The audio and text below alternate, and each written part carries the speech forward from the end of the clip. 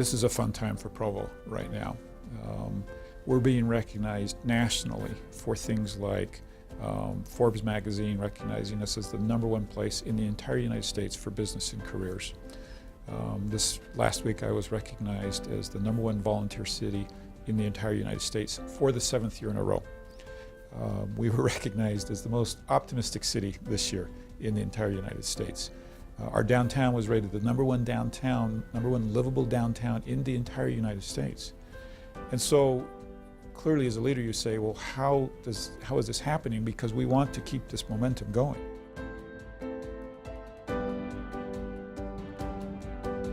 The city's experiencing tremendous growth, largely because a lot of people believe in us. They're investing in us.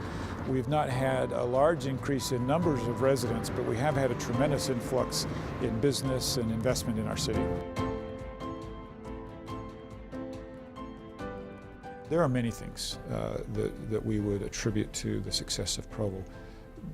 But I think in our heart are deeply embedded as a culture these speed of trust principles. And so part of our success are these principles that we not all have learned how to articulate. And yet when the speed of trust came along and helped us articulate those and now speak a common language as city management, that's been very powerful.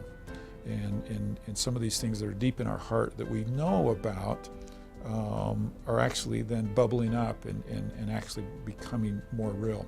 As we started this process, we were faced with a couple of decisions. One was, do we do what I would call the stereotypical training, where we go, we get together, we do a rah-rah, we hear some great principles, we say, wow, we can do better, everybody go, let's do this? Or do we really do a transformation? Do we change people's lives? Do we change the way that we handle problems? And it was clear to us that clearly we were not willing to do this unless we could actually change habits, people, and the way that we dealt with problems. And so one of the things that we liked about the Speed of Trust training was that it offered a process for transformation. It was far more than just a good day of training where we all felt good after the training. And we committed as a city to weekly meetings and I ask all my directors to meet every week and discuss this and make it a part of who they are.